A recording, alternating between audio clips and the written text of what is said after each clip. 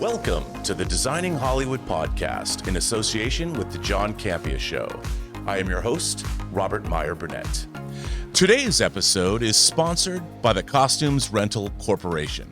Today's guest is an American costume designer born in New Jersey. After graduating Carnegie Mellon University with a degree in theater design, Daniel Orlandi started his career working as an assistant to Bob Mackie on the film Pennies from Heaven, as well as numerous television specials and Mackie's successful couture collection. Leaving Mackie's studio, Daniel won the Costume Design Emmy for work with David Copperfield. Daniel comes to Borderlands after designing Antoine Fuqua's The Guilty. He also designed Ford v Ferrari, directed by James Mangold, their second collaboration after Logan, starring the great Hugh Jackman. Daniel also designed Jurassic World. He recently worked with John Lee Hancock for the 6th time on The Little Things with Rami Malek and Denzel Washington. Other films he did, The Alamo, The Blind Side, Saving Mr. Banks, for which Daniel was nominated for both the BAFTA and the CGG Award. Highwaymen, starring Kevin Costner, and The Founder, starring Michael Keaton. He's collaborated with Jay Roach 6 times, starting with Meet the Parents, and 2015's Trumbo, for which he was nominated for a Costume Designers Guild Award. He also costumed the Emmy-nominated HBO production of All the Way, starring Bryan Cranston as LBJ. His other design work includes Ron Howard's Cinderella Man, The Da Vinci Code, and the Oscar-nominated Frost Nixon. Orlandi costumed Renee Zellweger and Ewan McGregor in the beautiful 60s-style Down with Love, and Queen Latifah in Last Holiday. He worked with Joel Schumacher on Flawless, The Number 23, and Phone Booth. Daniel was nominated for an Emmy and a CGG Award for his costumes for Ryan Murphy's Emmy-winning HBO production of the acclaimed Larry Kramer play, The Normal Heart, and the Emmy-winning pilot of Silicon Valley. Without further ado, it is my great pleasure to bring back the first person I ever interviewed for this podcast, the great Daniel Orlandi, to the Designing Hollywood Show. Daniel, I'm so glad you agreed to talk to me one more time. Thanks for being here. I'm always happy to talk to you. I enjoy it. You're super smart and you know so much about the movies. Well, I have to say, when we first met and you told me that you started working with Bob Mackie, I was like, I had to bow in reverence to you because, and when you brought up Pennies from Heaven, Bernadette Peters, Steve Martin, I actually love that film. I saw it. I don't want to say how younger I was than right now, but I really liked that movie a great deal. And I even had a movie poster of Pennies from Heaven in my bedroom because it was painted by the great artist Bob Peak, and that artwork was amazing. But when I heard you did that, I was immediately smitten with you, sir, and suitably impressed. And it's so good to speak with you again because you've worked. You've done it's very funny because since I've seen you last, this is probably embarrassing to admit, but I've managed to collect a lot of 12-inch bespoke action figures from X-Men Dark Phoenix, and they're all wearing costumes that you've designed. Oh, wow. I didn't even know you could get those. Don't tell anyone. They're unlicensed third-party figures I got from Hong Kong distributors, so don't tell anyone, because Fox will come after me. Them. But yes, them. So let me ask you, obviously you've had an incredible career and you've worked in all different kinds of genres. You've done superhero movies, you've done period pieces, you've done, I love Down with Love. What is your favorite genre to work in? You know what? I don't know if I have a favorite genre, but that's the best thing about the movie business. It's a different world that you go into every time. And sometimes I'll start a project and think, oh God, I don't know if I'm that interested in the subject matter. And then all of a sudden it becomes all consuming, And I love the research from any, whether it's historic or I've done a lot of movies about real people. So it's really fun to read about the person and help that actor find that character. Well, when you're doing your research, where do you begin? Is it the script for you? Do you research a period? Do you research people of that period? Do you go to an art museum and look at frescoes from the time? Where does that research start with you? Well, it starts with the script. You don't ever get enough research time. So I start reading the script, and this is what I need to know. This is what I'd like. This is the parameters. When we were doing All the Way about LBJ, I read the amazing Robert Caro books, but I must say I read only the two that covered our movie of the five. Well, I think the fifth one's coming out at some point.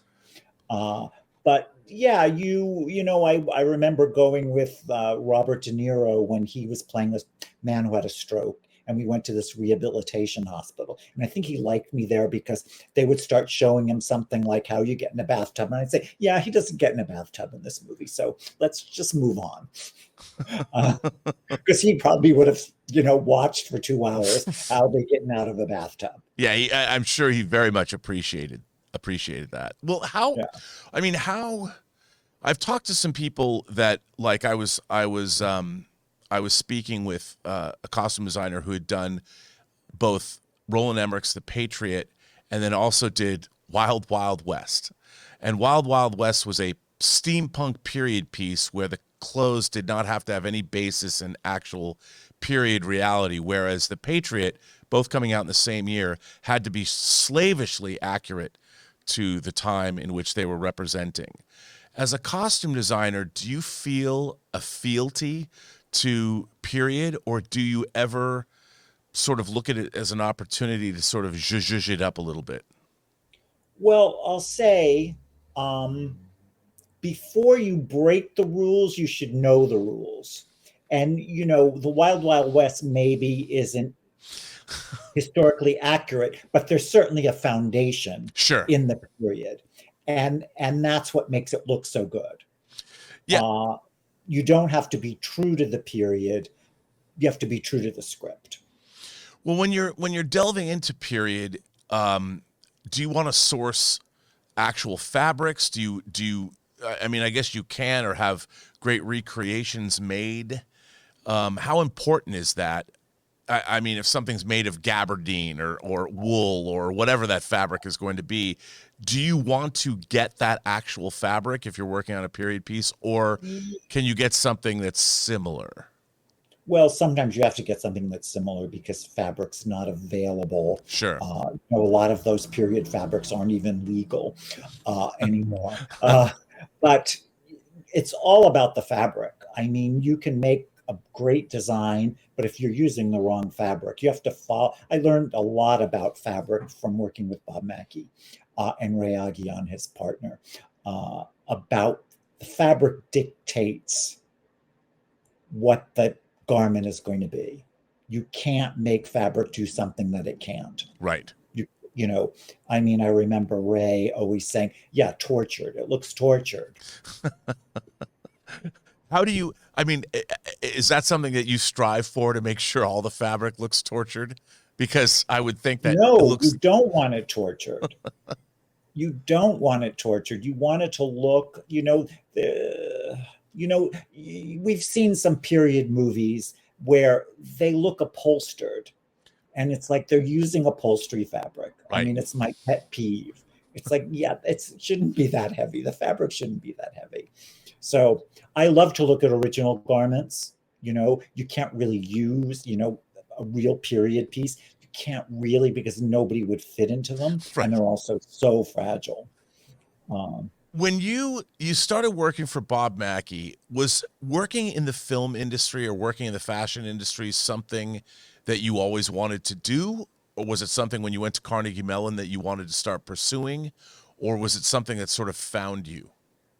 Well, Here's the thing. I only wanted to work in the theater growing up. I wanted to be a set designer, costume designer for the theater. I went to Carnegie Mellon, where I met still my very best friends. And I started in New York and, designing off Broadway shows where they paid you no money and you paid for the costumes and the set.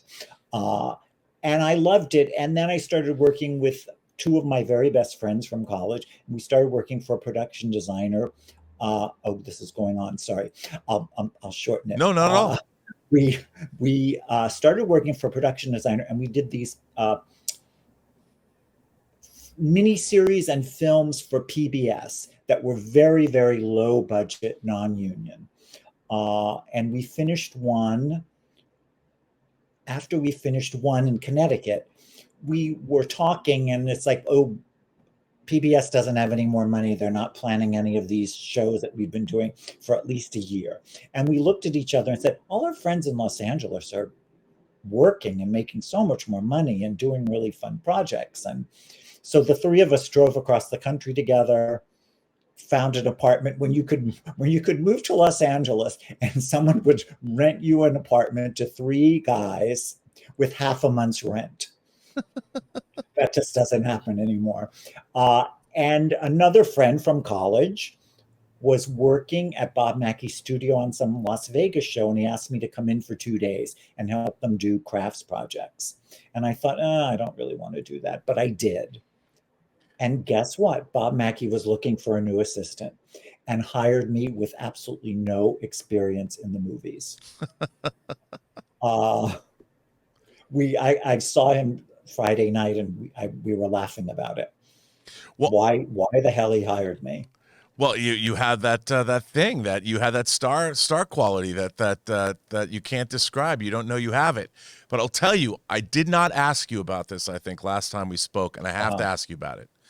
Okay. So 1980, Roger Corman, Jimmy Murakami, Battle Beyond the Stars. You were the wardrobe assistant. James Cameron did special effects for Battle Beyond the Stars. Isn't that funny? Working for Corman. I mean, it was a year before Pennies from Heaven, but I have to ask you, I mean... Well, it was actually less than a year before. I did that in February, and I started working on Pennies from Heaven in June. Okay. It came out, Pennies from Heaven actually came out way before. Yeah. So I've got to ask you, I mean, this is such a weird thing, but a year ago, a toy company made a toy of Sybil Danning's character, Saint Exmond of the Valkyrie, in that costume.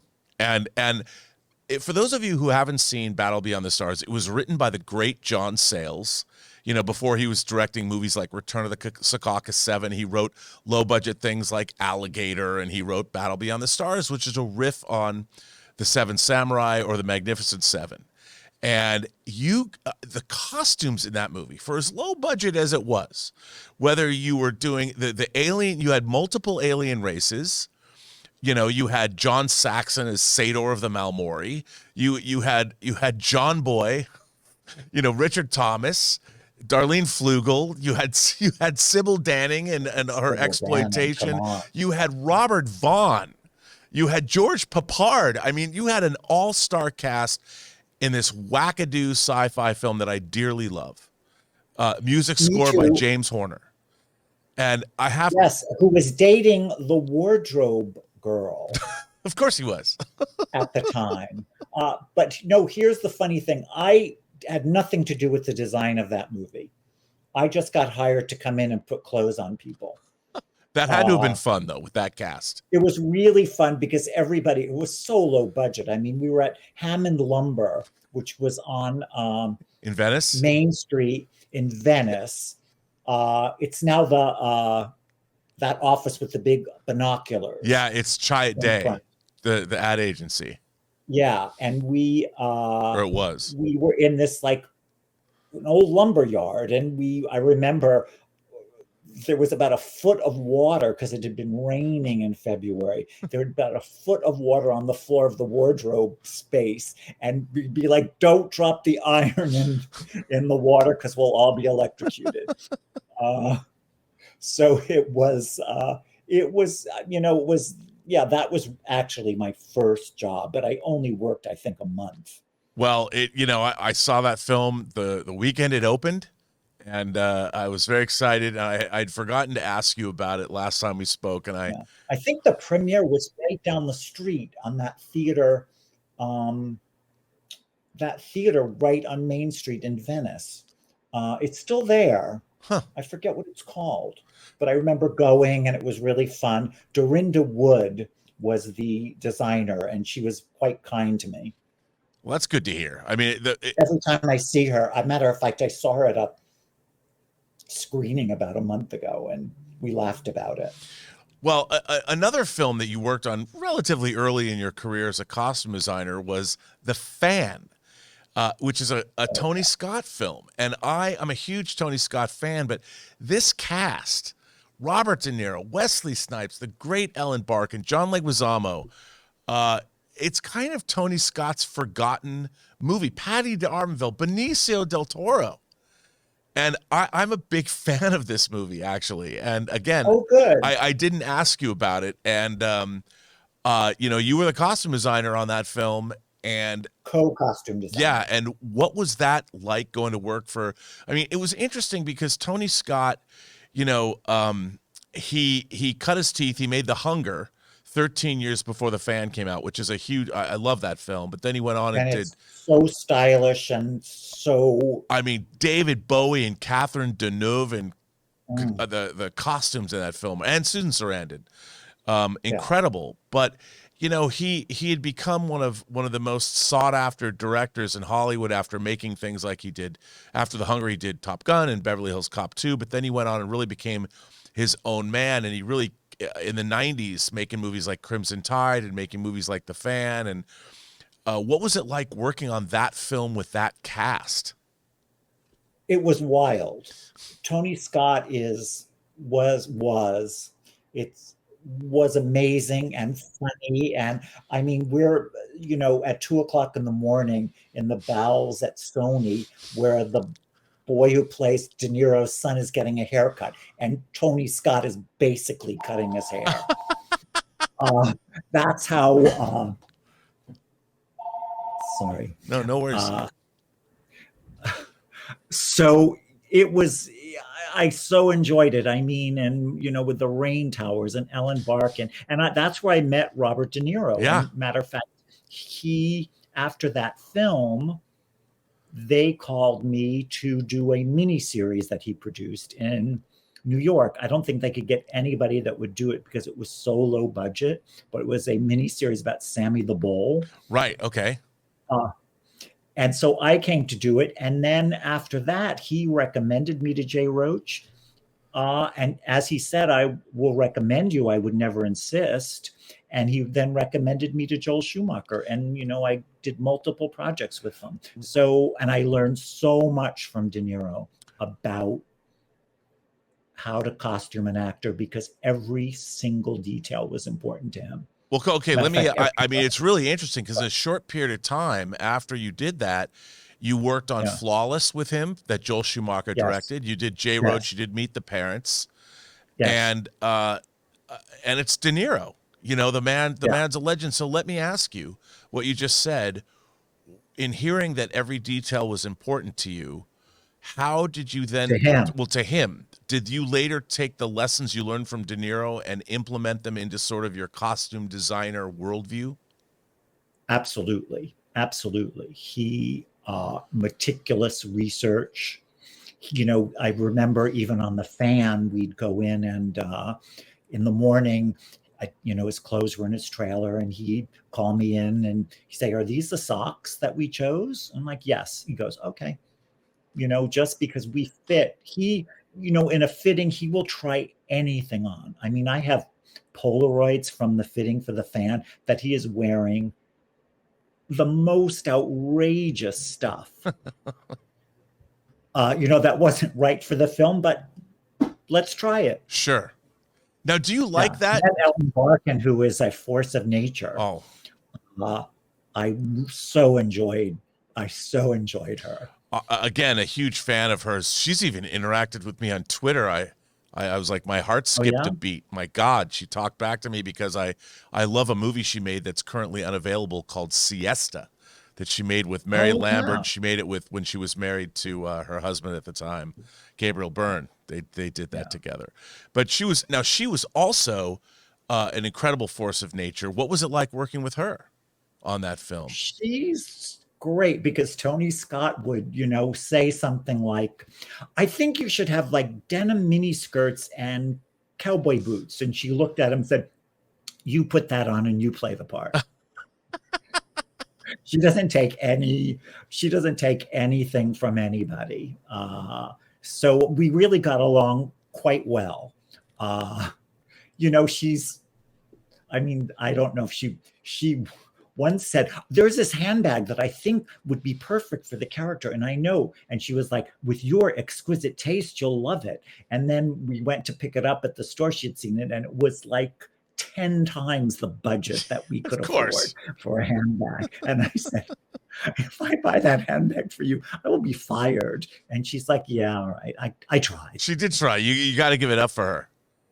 Yeah. Well, now you have a long-standing. I mean, you've worked for multiple directors on numerous occasions, whether it's John Lee Hancock, whether it's Ron Howard, whether it's Joel Schumacher, and of course you met him. You did Flawless with De Niro, and then soon after you did Phone Booth, which is amazing because you have to put a character in one outfit in an enclosed space for a majority of the film. But let me ask you this: when you meet a director like a Joel Schumacher, do you guys hit it off right away? Because he came from design. I mean, before he was directing, he was a great costume designer. And of course, we see he's even been portrayed by actors in other movies. So yeah, I saw him in the miniseries about Halston, and I thought that was not my take on Joel Schumacher from anything I saw or ever read about him. No, and he was the first director I was able to meet when I was in film school, and he came and spoke. He spent 4 hours in a class, and he walks to the front of the and there's only like 20 of us. It was at USC, and he sits on a table, Lotus style, Indian style. He got up on the table and sat there, and then it was one of the most riveting 4 hours I've ever spent listening to him speak. And I was able to meet him a couple other times, like on the set of Flatliners. Yeah. But what was it like when you first met him? And how do you as a costume designer begin that kind of a relationship with a director that carries through multiple projects? How do you have a meeting of minds? Where does that start with you guys?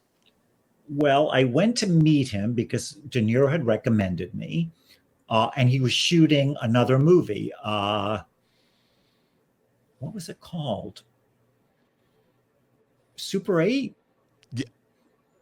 Oh, yeah. Yes, it might have been Super 8 with Nicolas Cage. Yes. Yeah. It was about porn. Yes. And Andy Kevin Walker, who wrote Seven, wrote that script. Yes. And I went to meet him on the set. And he came in and I brought my book and everything. He said, well, if Bob loves you, I love you. So I started with him, and he, I have to say, he gave me so much confidence as a designer because it was early in my career. And he was so supportive. And, look at all the talent that he found. He gave Colin Farrell his first movie. Yeah. And that was Phone Booth. No, his first was Tigerland. Oh, okay. Tigerland. He saw him in a play. But you didn't do Tigerland. I did not do Tigerland. Okay, right. Okay, yeah. But then got to work with Colin on Phone Booth. So on Flawless, he was so great to me because we had this like drag ball at the end of the movie, and I was designing for all the different characters, all these different costumes, and I was starting to show him the sketches, and he's like, no, I want to be surprised. I mean, that gave me so much confidence. That he trusted me to do something that he would like. So to do something like that, he's giving you a lot of leeway in doing, say, that whole drag ball sequence, and knowing you're working for Joel Schumacher, who himself was a great designer and worked for Halston. Where did you start for a sequence like that? Because it had to have been nerve-wracking for you. Well, we thought about the character, the different characters. They were smaller parts. And it's like, what would their character, what would their idea be of something good? And it had to look a little bit homemade because Philip Seymour Hoffman's character is making them for them. Right, sure. But they were on the mannequins as we go in. And the one that was really fun, and I went to Joel, we made one dress out of Beanie Babies where we had dipped them in flitter. Genius. And it was, we just wanted to have fun and not make them too much, because now you see drag balls and they're like, oh, we didn't have anything like that. We were more of like the pageant kind of girls. Right. And we had some very well-known drag queens that played parts, the mean ones. And it was really a fun project. We shot it all in Williamsburg, and a building on 13th and Avenue A, which was this rundown old building, which now probably is a multi-million-dollar building because now, it's a hot area in town. So it's just funny to see how things change. But I love Joel. Yeah. And I saw Colin Farrell recently, and we talked about how much we love Joel. Yeah, he was a great guy. And he was very inspirational to me when I met him in school. And then later I was working on the Warner Brothers lot while he was shooting Flatliners. And I actually ran into him on the lot, and I introduced myself again, and he invited me to the set, and because I was working on the lot in feature production at Warner Brothers, I was on the lot all the time. And he said, just come watch me work. You can come whenever you want. And he was very kind in that way. And I did. I went multiple times and watched them work shooting that film, and he was generous and gracious, and he was really funny. So funny and so funny. Smart. I noticed everything on the set. Anybody who came in, who's that? Yeah, even in his peripheral vision. Like it was like he literally had eyes at the back of his head. Yeah. So. I so enjoyed working with him. Do you approach ensemble films with a bigger ensemble cast in a different way than, obviously Flawless, you're dealing with Philip Seymour Hoffman and you're dealing with De Niro, but when you're doing something like Meet the Parents, or you're doing a film with a larger cast of characters, do you approach the design work for ensembles differently than you approach films that have single or just a few characters? No. I approach each character separately. How is their character? I love actors, and I want them to feel it's their character. So I don't want to ever impose something that they're not comfortable with, because even in a fitting, you can talk them into it. But then I really don't want to talk them into it every day for 3 months. So it's their character. So no, I like to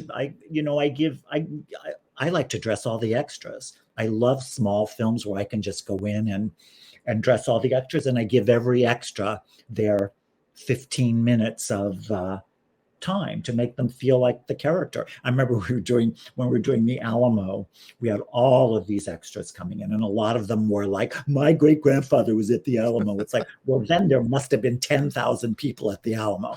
And they all died. But they all died. Did you ever hear the story that JFK, when he was running for president, made a speech at the Alamo, and he talked to the person at the Alamo and said, I want to make a speech in the front of the Alamo, and I just need to sneak out the back. And the guy said, there is no back door to the Alamo. That's why they're all heroes. And a woman from the Daughters of the Texas Revolution heard him say that, and it became kind of a scandal. I did But not know. Actually, that movie's quite good. it's the first time I met John Lee Yeah. Hancock. Now, And as hard as it was, I mean, no one has ever, I mean, it was so hard. Just the weather and the amount of people, because there's almost no CGI in that movie. They didn't really have what we have now, obviously. So no, and they just chose for us to dress 800 to 1,000 Mexican soldiers every day for months. Yeah, including then all the defenders all the time. Because of the weather, they never knew what they were going to shoot. Whether we're going to shoot the army today, or we're going to shoot the defenders today, or we're going to shoot the town. So we just dressed everybody every day. Unbelievable. Yeah. Another film. I mean, so you did the Alamo, but you did that after. And Billy Bob Thornton is so great in that movie. So great in that film. And I bumped into him a few years later, and he said it was the greatest experience of my life getting to play Davy Crockett. Wow. And it was like he was born to play that role. Yeah. So good. Well, right before, I got to ask this because I love the film. But before the Alamo, you did Down with Love with director Peyton Reed. Yes. Again, Ewan McGregor, Renee Zellweger. The design of that film, were you channeling a little Pennies from Heaven, a little Bob Mackie? No, I was channeling Doris Day. Okay. And those Doris Day movies and all the fake ones were the first movies that I ever noticed costumes and how they went with the sets. And so I was so lucky to get that movie. I'd worked with the line producer on a film before that, kind of very low budget film. And she slipped me the script early. And then when we were doing Phone Booth, the head of production at Fox, I grabbed her and said, "That's the movie for me. I was born to design that movie." And I designed the whole movie before I even met anybody. I went in to meet the director and producers, and I brought in 50 sketches. Wow. Now, how many, had you ever done that before? That's a lot of work. It was a lot. It was so much fun. It was just so much fun to do the sketches. Well, when you do something like that, I mean, there's a lot of people that would say well, if I'm not going to get paid for it, and you'd already had a lot of great credits under your belt by this point. No, I didn't. Well, you worked with Schumacher and De Niro multiple times at this point, right? Because Down with Love. I know it started on the Alamo with Ron Howard, and then it shut down. Right. Okay. And then I did Down with Love. Oh, okay. Because then, while we were once a week going to look at stuff, because we continued making all of the things for the Alamo. Right. While I did all of Down with Love. And then the first thing that you collaborated with Ron Howard was Cinderella Man. Was that the first film that you did? You finally? Yes. Well, I had been the associate designer on Apollo 13. Oh, so okay. And then I had helped out on the Grinch. But you weren't the costume designer. I was not the costume designer. So you had a good relationship. So I knew him. Because it was really interesting. You have, in a short period of time, you did the Alamo, you did Cinderella Man, you did the Da Vinci Code in a pretty short period of time. So your career was on fire. You're working with all of these greats and working on these great films with world-class actors. When you were in the midst of this, was it something? Did you have to pinch yourself? Were you like, "Oh my God, I can't believe what I'm doing every day"? You don't have time. You're just like, "Oh my God, I got this job." Cinderella Man, which I also think is sort of a really great film. And Russell Crowe's performance is magnificent. And it was so fun to do Renee Zellweger in Down with Love, where it's all sort of 60s and cute. And then she becomes a depression housewife in New Jersey in the 30s with holes in her clothes. Well, when do you develop relationships with then actors that then trust you? And I would imagine you guys must have had a blast once you know one another. What's it like with De Niro or with Renee Zellweger when you have an ongoing relationship, not with the director, but with actors? Is there a shorthand that you develop? What's it like to have those kinds of relationships? Because I would imagine the actors, I mean, I've always said the first line of defense with anyone on a film is you have to make sure your hair and makeup people and the costume team are the best, because the actors have to not worry about how they look. They have to know when they walk out onto set, they can think about their character and their lines. They have to know, and they have to trust the hair and makeup and the costume design team implicitly before they can do what they do. So I would imagine your relationships with actors are one of the front lines or one of the first things that any great production needs to have. Isn't that true? Yeah. Well, I love working with actors. I love helping them. I want them to feel comfortable in the character. I mean, I've done a lot of movies about real people, and we don't want them to do an impersonation. We want them to inhabit the character and make it their character. So I feel very protective of actors. Sometimes I'm the go-between between the director and the actor, and it's like the actor wants this, the director wants this. It's like, let's have a compromise. So because it's much better for the actor to feel like the character that they're playing than it is because their dress is going to match some wall. Right. Well, which is I think a very important. Like, what is one of the great lessons that if anyone else wants to get into the design field to be a costume designer and work their way up in the industry, when it comes to working with actors, what is one of the great pieces of advice you might give a young costume designer about working with an actor? Listen. Be open to their suggestions. I'm happy to try anything that an actor might want, just as long as they might try something that I might think would be good. You know, you have to make them feel comfortable with you. It's become now a thing where, sometimes a producer will tell you to tell the actor to lose weight. And it's like, I would never tell an actor that. I would never tell an actor that. I would never tell a person that. Sure. Even though I could stand to lose a few pounds, just so you know. But no, I understand that, because that's not your place, though. It's that's not my place. And it's not even their place. Right. Well, unless of course, there's a great movie called What Just Happened, that's about producer Art Linson, and De Niro stars in it, and he plays this beleaguered producer, like a fictional Art Linson.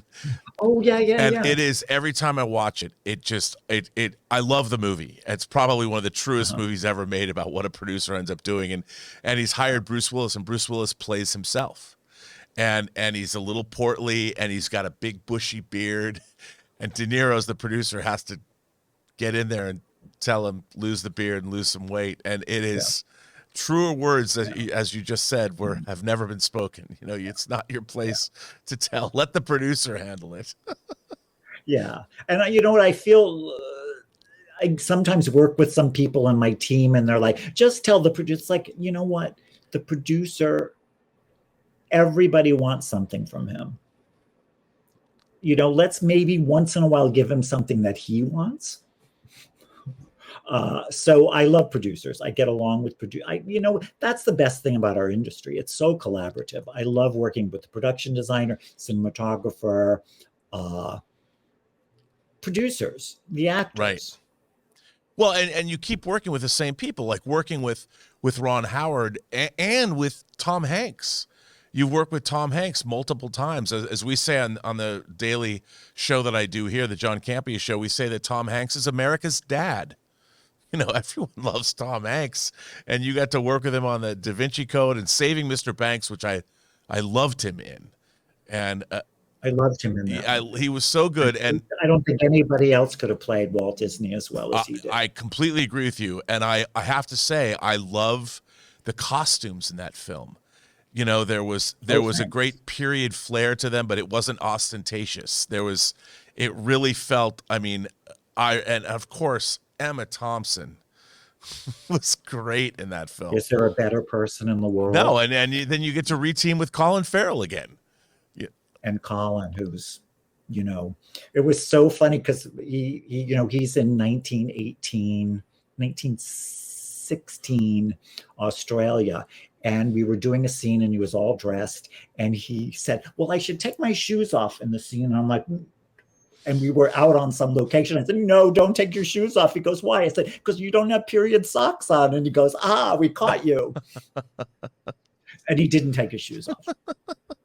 Well, at least you're looking into that kind of detail, which is, I'm sure, so appreciated. And then, you went on and it was so interesting because you kind of there's a period of time where you were doing a lot of real people.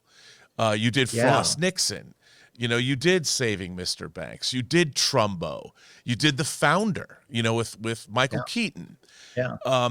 How much of and also The Blind Side. And The Blind Side, which is with Sandra Bullock. Which is interesting because, I'll tell you this story about Sandra Bullock. When I first spoke with her, she said, I want to look exactly like the woman. I want exactly the same kind of clothes.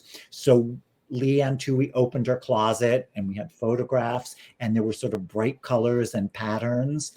And in our first fitting with Sandra Bullock, we started trying that stuff on and it looked wrong.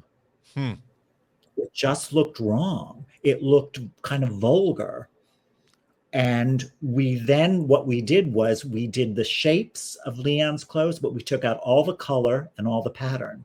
And then all of a sudden the skirts could be a little too tight and not, and then all of a sudden the character clicked. And you have those moments that were so great because we put on like the first thing and it was like, oh yeah, this is it.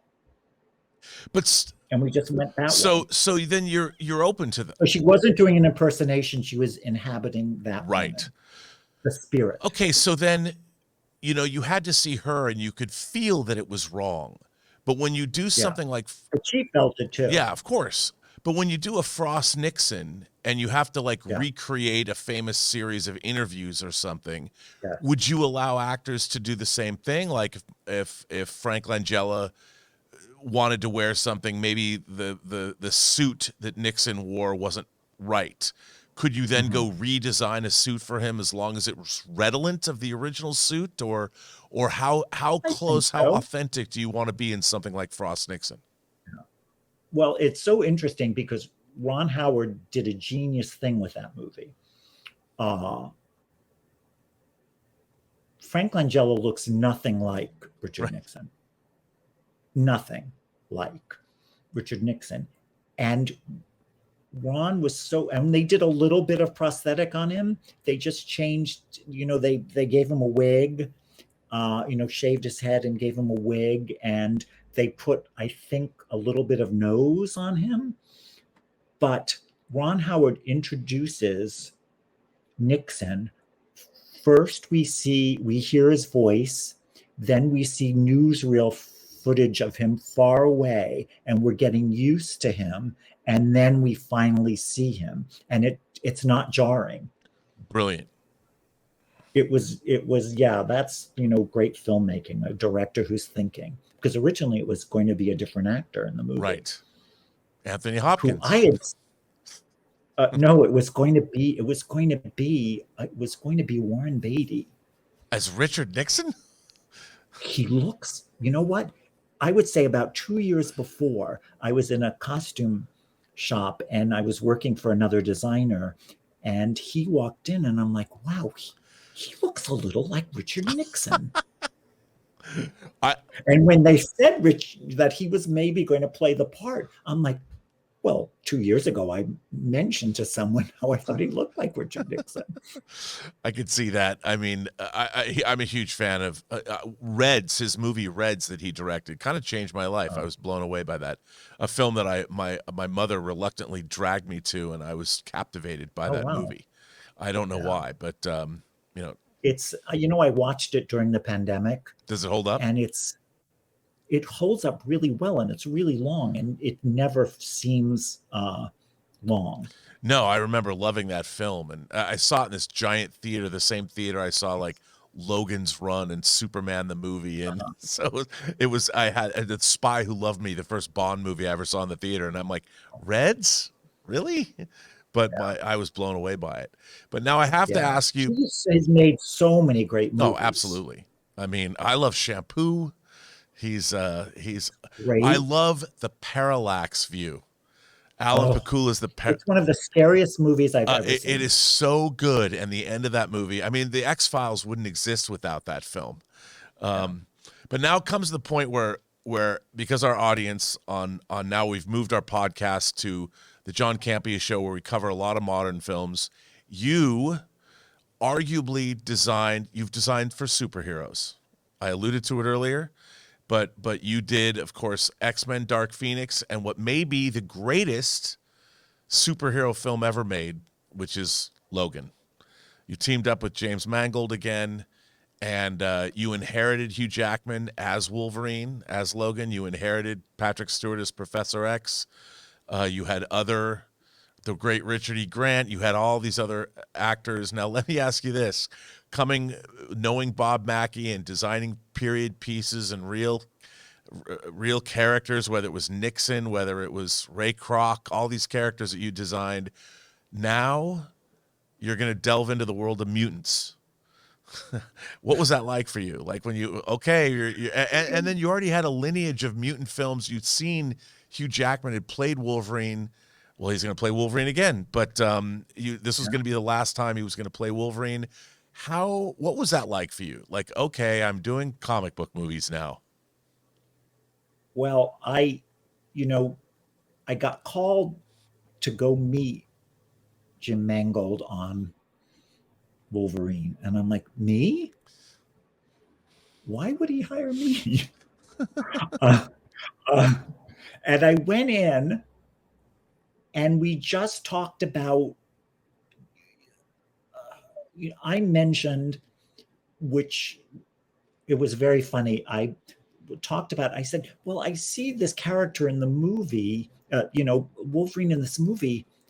He's almost like Robert Mitchum, like in one of those film noirs." You probably love that. Well, he did, because then I walk out into the lobby and there is a full length poster of Robert Mitchum. Kiss Me Deadly, I think. So and I had not really, I'll confess, I had not seen a Wolverine movie. That's probably for the best. And that's what he said. Yeah. That's what he said. And yeah, because they, wanted it so different. I mean, they did not want to call it Logan.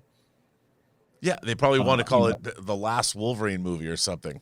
Yeah. The end of Wolverine. And yeah, I mean, Jim Mangold is a pretty smart guy. I mean,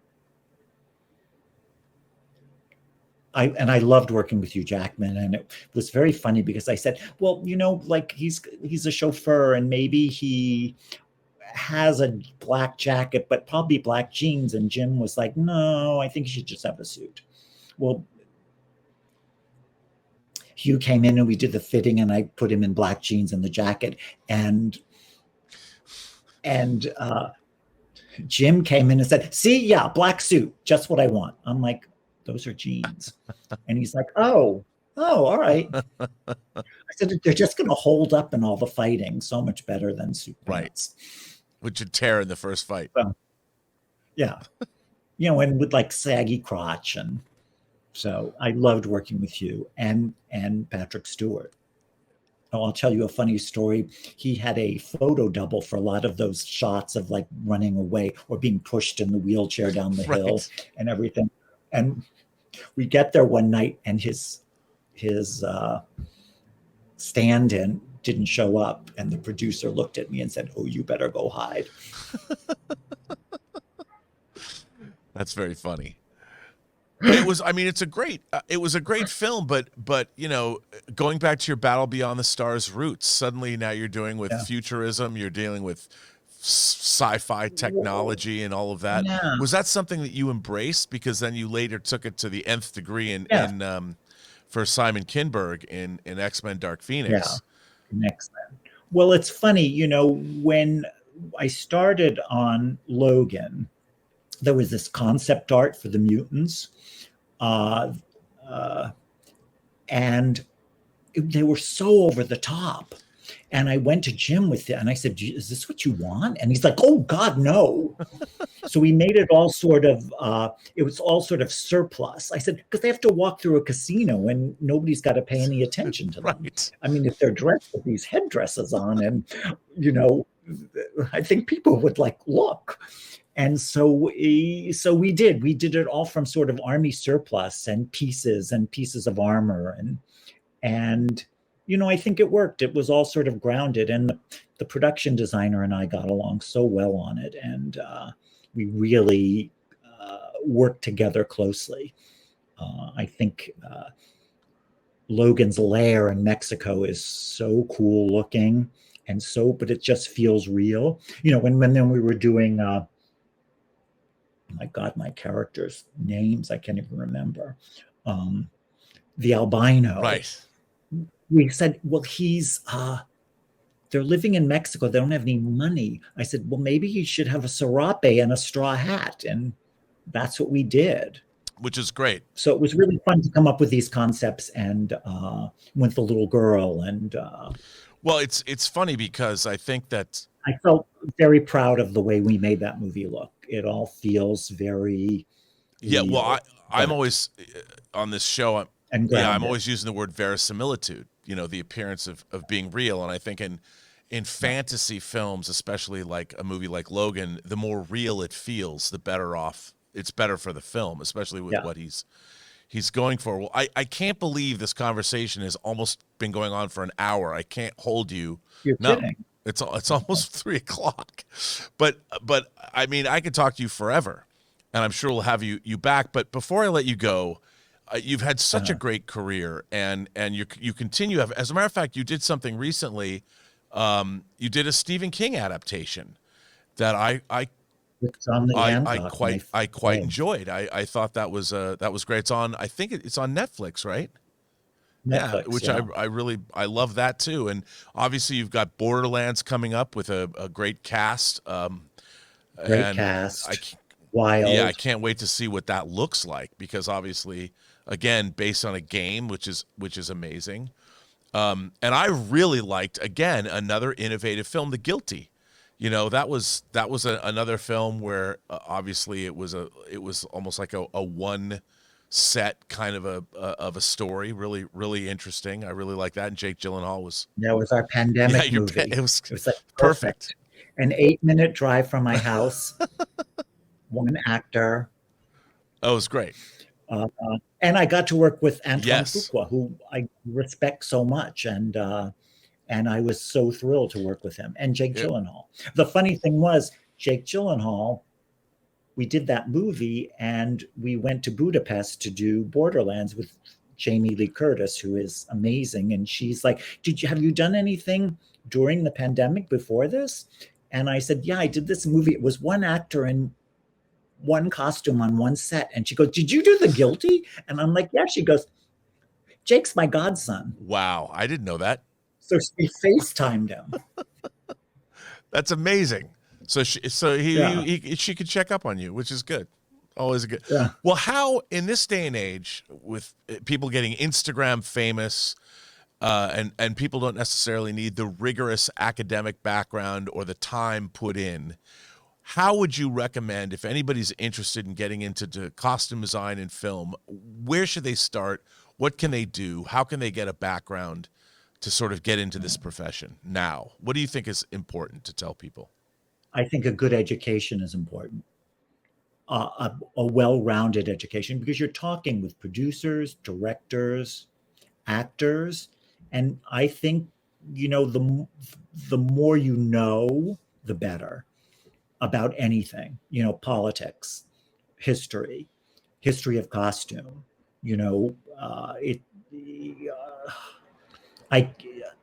A good education, and I was lucky enough to grow up at a time when public school education was magnificent, and we learned so much for free. Yeah, absolutely. I feel the same way. I feel bad for these kids that the public schools just don't have the budget to give them French class in first grade like I had, or music class or art class. I mean, I remember, I think it was second grade, our art teacher started showing us these slides of paintings, and we're looking at the Renaissance and and going through, and then she shows us a Matisse of this blue woman, and I'm like, what the hell is that? When we all was like, blue, ladies aren't blue. But it's so, I made my parents take me to the Princeton Art Museum to go see the painting, because I said, I got to see this painting in real life. I just don't understand. Yeah, so you never know when you're... a teacher that sets you off on something, makes you think. That's why education, you never know when somebody's going to key on something, and that painting probably changed your life. Yeah, it did. It's funny too, because our school had these paintings of, reproductions of old masters, and they had this Marie Cassatt painting, and it was still life with puppies. And I thought it was about nuclear holocaust, and there were only puppies left. There's still life with these puppies, but everything else is gone. That's amazing. Now, Daniel, are you on social media anywhere? Are you on Instagram? Can people... I'm on Instagram, modestly. But can people see, do you put examples of your work up there? Oh, yeah. Yeah. Every once in a while, I'll post something. Is it just your name, Daniel Orlandi? It's Daniel OHOO. I think it's Daniel OO. Okay. Maybe? Or no, it might just be Daniel. I don't know. I don't know. People will find you. Yeah, they can find me. If Daniel O, it comes right up. Well, Daniel Orlandi, this was so great to... Daniel O. Orlandi. Daniel O.H. Orlandi. It was so great to speak with you again. I enjoy speaking with you so much, and I hope I didn't talk too much. I really enjoy hearing you talk about the movies that you like. No. This is all about you on this podcast. And, it was funny. The first time I met you, I was nervous because we had to go to a studio on Wilshire Boulevard, and I'm like, oh my God, I'd researched, I didn't know. I didn't know, and it was so much fun to speak with you, and I had such a great time. You eased my career into hosting this podcast, and to see you again almost 2 years later, it's so great to talk to you, especially now we're coming out of the pandemic and everything. And I just want to say thank you again for appearing here on the podcast. My pleasure, anytime. Well, thank you very much. And thank you to our very impressive sponsor, Costumes Rental Corporation. The variety of costumes at Costumes Rental Corporation is expansive. CRC is recognized worldwide as the premier supplier of military and police costume uniform rentals. Costumes Rental Corporation takes pride in its commitment to each customer, helping to produce the type of exceptional look needed for a successful production. A special thank you to founder and executive producer Martika Ibarra, co-founder, costume designer, the legendary Marilyn Vance, and of course, John Campea from The John Campea Show. Our technical director is Taylor Gonzalez. Thank you to all of our viewers for tuning in, and be sure to subscribe to our YouTube channel. Tune in to the audio version wherever you listen to podcasts. I am, of course, your host, Robert Meyer Burnett, and you can find me on Instagram at rmburnett, or find me on Twitter at BurnettRM, or on YouTube at PostGeekSingularity. Thanks very much. Like, subscribe, and give us your comments. What would you like to see on the channel? Right down below.